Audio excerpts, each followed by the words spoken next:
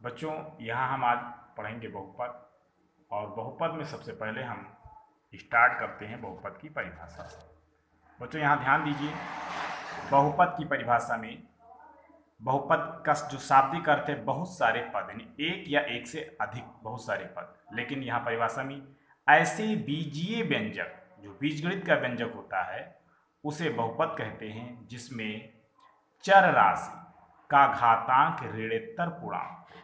ऋणोत्तर पूर्णांक यानी आप लोग पूर्णांक जानते हो, पूर्णांक में ऋण पूर्णांक, धन पूर्णांक को जीरो होता है। तो ऋण को छोड़ करके यानी जीरो से आगे सभी धनात्मक पूर्णांक को हम ऋणोत्तर पूर्णांक कहते हैं। यानी चर राशि का घातांक ऋणोत्तर पूर्णांक हो, पदों की संख्या निश्चित सीमित हो, और तीसरा प्रत्येक पद में चर राशि का गुणांक एक वास्तविक संख्या हो। उदाहरण के तौर पे देखिए, पहला उदाहरण है 3x² प्लस x माइनस 2। अब यहां पर जरा देखें, चर राशि यानी x जो है वो चर राशि है, और जो 3 है यहाँ 1 छिपा हुआ है, यहाँ 2 है, ये सब अचर राशियां हैं। तो चर देखिए x है, तो चर राशि का घातांक यानी 2 यानी प्लस में घात है, और ये ऋणोत्तर पूर्णांक है क्योंकि 0 फिर 1 2 3 डॉट डॉट ऐसे अनंत तक, तो उसमें 2 आता है। यहाँ चर की घात 2 है, यहाँ चर की घात 1 है। दोनों जगह ऋणोत्तर पूर्णांक होना चाहिए, यानी 0 घात हो या 1 2 3 इस तरह से कोई घात हो, तो उसे हम ऋणोत्तर पूर्णांक कहते हैं। तो ये बहुपद है। दूसरी चीज, पदों की संख्या निश्चित हो। यहाँ पद निश्चित है, 1 2 3 तीन ही पद है। जब पदों की संख्या को हम काउंट कर सकते हैं उसको निश्चित कहते हैं, और जब पदों की संख्या अनलिमिटेड हो तब वो बहुपद नहीं होगा।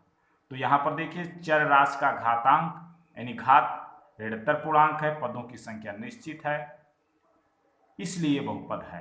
तीसरा, प्रत्येक पद में चर राशि का गुणांक, यानी कि ये चर है, इसको गुणा करने वाला 3, यहाँ पर चर x को गुणा करने वाला 1 छिपा हुआ है।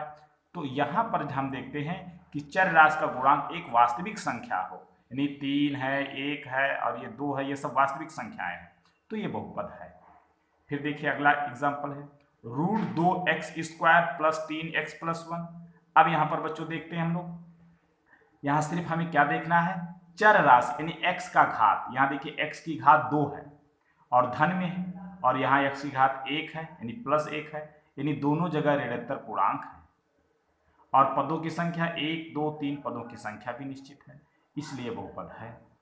अगला देखिए, x की घात 2 यानी ये चर की घात 2 है, धनात्मक है, ऋणोत्तर पूर्णांक है।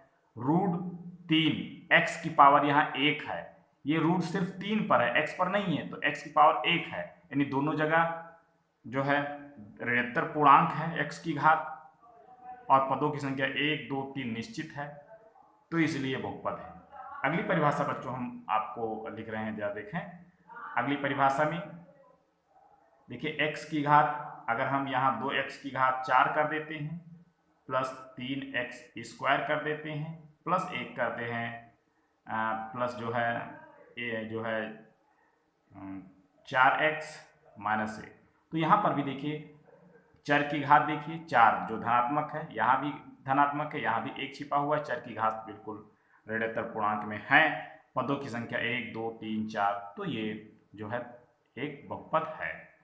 इसको भी हम बहुपद ही कहेंगे अगर इतना ही लिखा है, 3x की घात 5, तो ये भी एक बहुपद है। यहाँ पर चर की घात 5 है, धनात्मक है, ऋणोत्तर पूर्णांक और पदों की संख्या निश्चित है 1, इसलिए यह एक जो है बहुपद है। अब बहुपद नहीं है, कौन कौन नहीं होते हैं, जैसे यहाँ x की पावर माइनस है, यहाँ तो है लेकिन यहाँ पर नहीं है, धनात्मक नहीं है, यानी ऋणोत्तर पूर्णांक नहीं है, यहाँ ऋण पूर्णांक है, इसलिए बहुपद नहीं है। यहाँ पर जरा देखिए, x की घात 2 प्लस √3x, यानी x के ऊपर भी रूट है। अब बच्चों जब x के ऊपर रूट आ जाता है तो उस समय आप लोगों ने कक्षा 8 में पढ़ा है, जरा ध्यान दें कि अगर √x है तो यहाँ पर रूट का मान जो पावर में 1/2 हो जाता है, और ये पूर्णांक नहीं है। पूर्णांक देखिए, ये दशमलव में मान आ रहा है, तो ये पूर्णांक नहीं है।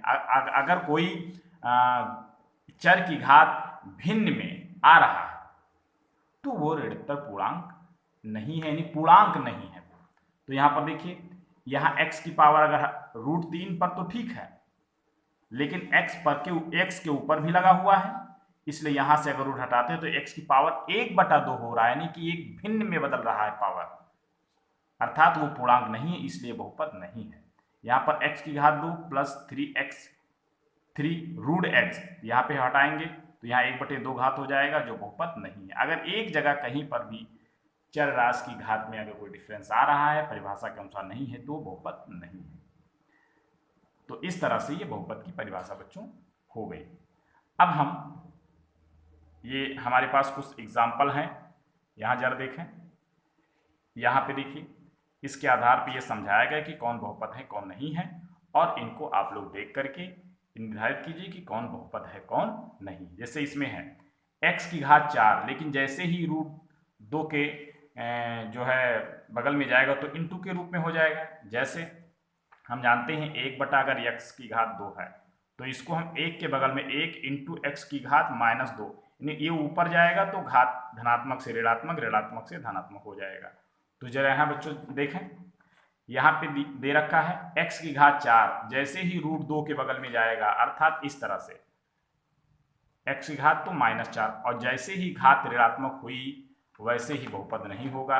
तो ये ऊपर जाएगा, रूट 2 के बगल में x की घात -4 हो जाएगा, इसलिए बहुपद नहीं होगा।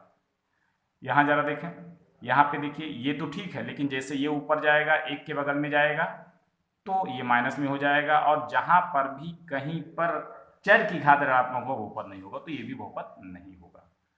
यहाँ देखिए ये x की घात 3 प्लस x² प्लस 1, तो यहाँ पर बहुपद की घात यानी x की घात देखिए चर की घात -3 है, यहाँ -2 है, तो ये बहुपद है। यहाँ पर ये भी बगल में जाएगा 1 के, तो ये y की घात 3 है, ये -3 हो जाएगा, इसलिए बहुपद नहीं होगा। इसमें देखिए y की घात 2 धन पूर्णांक है, यहाँ पर रूट y यानी रूट हटाएंगे तो y की घात 1/2 हो जाएगा, और जैसे ही 1/2 हुआ वो अपूर्णांक हो जाएगा, इसलिए बहुपद नहीं होगा। यहाँ पर देखिए ये 2/3 है, ये हो सकता है, हम x को देखना है, हमें x की घात 2 धन में है, ठीक है, यहाँ रूट 5 है कोई बात नहीं, लेकिन x की पावर यहाँ 1 है, तो इसलिए बहुपद है बच्चों।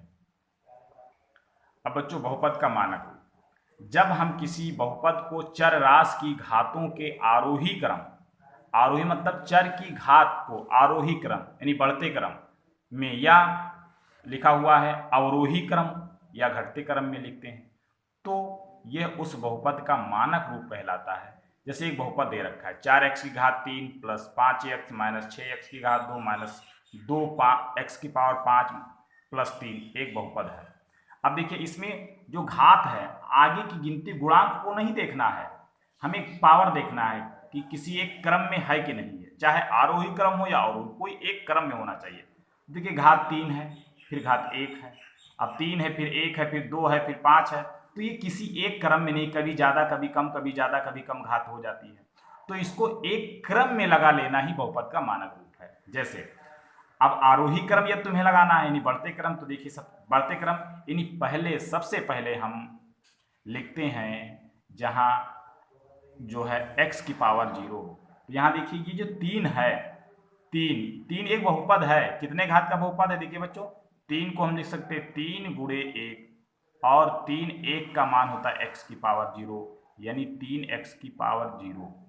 तो ये जो 3 है बहुपद की घात पूछ रहा है, तो हमें x की घात कितना छिपा है बगल में 0, तो यहाँ पर 0 यानी इसलिए सबसे छोटी घात यहाँ है, x की पावर यहाँ 0 है, तो पहले 3 x की पावर 0, अब x की पावर देखिए 1, फिर x की पावर 2, तो 2 जो है ये वाला पद है, तो हम देखिए माइनस सहित लिखते हैं, -6x की पावर 2 ये, और फिर 2 के बाद देखिए 3, तो 3 है, तो इस पद को लिखेंगे इसके आगे वाला चिन्ह +4, तो यहाँ +4x की पावर 3, और 3 के बाद देखिए पावर सीधे 5 है, तो उस पद के सामने माइनस चिन्ह है, तो -2x की पावर 5 ये आरोही क्रम। और यदि तुम्हें अवरोही क्रम में नहीं घटते क्रम में लगाना, तो सबसे पहले बड़ी घात, तो बड़ी घात में देखिए -2x की पावर 5, फिर उससे छोटी घात 3 है, तो 3 है उसके आगे प्लस है, तो ये इस तरह से हम लोग लिख देते हैं, और इसे ही बहुपद का मानक रूप कहते हैं।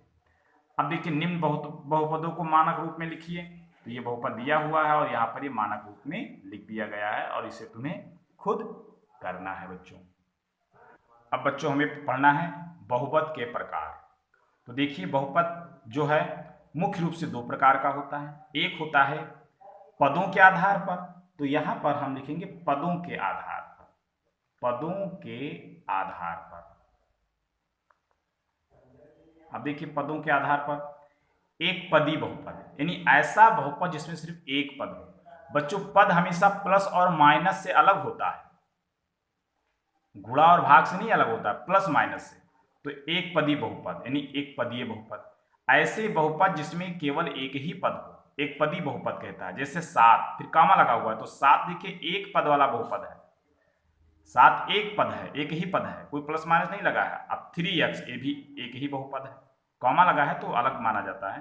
5x² ये भी एक बहुपद है। रूट 3x, तो रूट देखिए 3 पर रूट लगा हुआ, x पर नहीं है, तो ये बहुपद है। द्विपदी बहुपद या द्विपदीय बहुपद, ऐसे बहुपद जिसमें दो पद हों, द्विपदी बहुपद कहते हैं। जैसे ax + b, तो यहाँ देखिए a और b जो है ये अचर राशियां, जबकि x चर है, तो यहाँ देखिए प्लस बीच में लगा है और इसके एक आगे पद है एक पीछे पद है, तो ये द्विपदी है। ये भी देखिए ax² + bx, ये भी दो पद है और यहाँ भी है। और या तो आप लिख सकते हो 3x² और 4, तो इसमें भी दो ही पद तो हैं। त्रिपदी या त्रिपदीय बहुपद, ऐसे बहुपद जिसमें तीन पद, तो देखिए 1 2 3 फिर कामा लगा है, 1 2 3 फिर कामा लगा हुआ है, यानी ये त्रिपदीय बहुपद है। शून्य बहुपद, तो अब देखिए बच्चों ये त्रिपदी हो गया, अगर किसी में 4 पद है तो चतुर्थ पद हो जाएगा, चतुर्पदीय बहुपद हो जाएगा, इस तरह से ये अनेक हो जाते हैं। शून्य बहुपद बहुत इंपॉर्टेंट है, यदि किसी बहुपद में सभी पदों के गुणांक शून्य हो, गुणांक माने गुणा करने वाला अंक,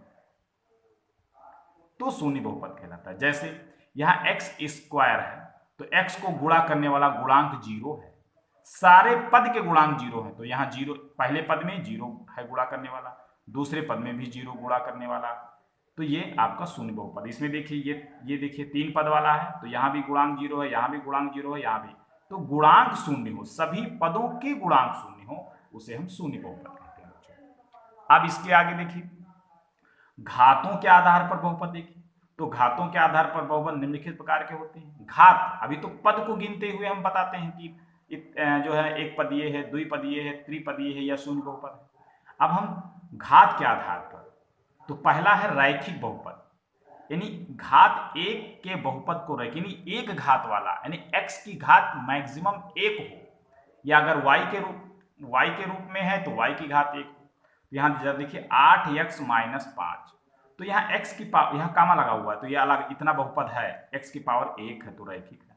यहाँ देखिए y है, तो y की पावर 1 है, तो ये भी रैखिक है। 4x + 7, अब इसमें सब में दो पद हैं, पद के आधार पर द्विपदीय है और घात के आधार पर रैखिक बहुपद है, क्योंकि एक घात वाला बहुपद रैखिक बहुपद बच्चों कहलाता है। अब देखिए द्विघात बहुपद, यानी ऐसा बहुपद जिसमें मैक्सिमम घात 2 हो, तो घात 2 के बहुपद को द्विघात बहुपद कहते हैं। द्विघात बहुपद का व्यापक रूप होता है ax² + bx + c, यानी a b c ये अचर राशियां, यहाँ पर कोई ना कोई अंक होगा, लेकिन x जो है चर है, तो चर की अधिकतम घात 2, यहाँ कम तो है लेकिन अधिकतम घात को देखना है, तो ये 2 है, इसलिए द्विघात बहुपद है। ये उदाहरण के तौर पे देखिए x की घात 2 4x + 6, तो अधिकतम घात 2 है, यहाँ पे 6y² + 2, यहाँ पर y की घात अधिकतम 2 है, तो इस तरह से सब में अधिकतम घात को देखते हुए हम द्विघात बहुपद बना लेते हैं। त्रिघात बहुपद, यानी घात 3 के बहुपद को, यानी 3 घात के बहुपद को हम त्रिघातीय बहुपद कहते हैं। जैसे 4x की घात 3 + 6x² + x + 2, ये पूरा एक बहुपद है, लेकिन अधिकतम घात कितनी है 3, तो इसको हम जो है 3 घातीय बहुपद बच्चों कहते हैं। ये है, अब दिख रहा है, देखिए ये त्रिघातीय बहुपद है, यानी घात 3 वाले बहुपद को त्रिघातीय बहुपद कहते हैं। ये 4x की घात 3 + 6x² + x + 2, तो ये देखिए घात के आधार पे 3 घात का बहुपद है, त्रिघातीय बहुपद है, लेकिन पद के आधार पे 1 2 3 4 चतुर्थ, यानी चतुर्पदीय बहुपद है। अब यहाँ चतुर्थ घात वाला अधिकतम 4 घात हो तो चतुर्थ घात का बहुपद हो जाता है। तो इस तरह से बच्चों हम बहुपद के प्रकार को पढ़ते हैं। अब हम पढ़ेंगे बहुपद की घात। अब बच्चों आगे हैं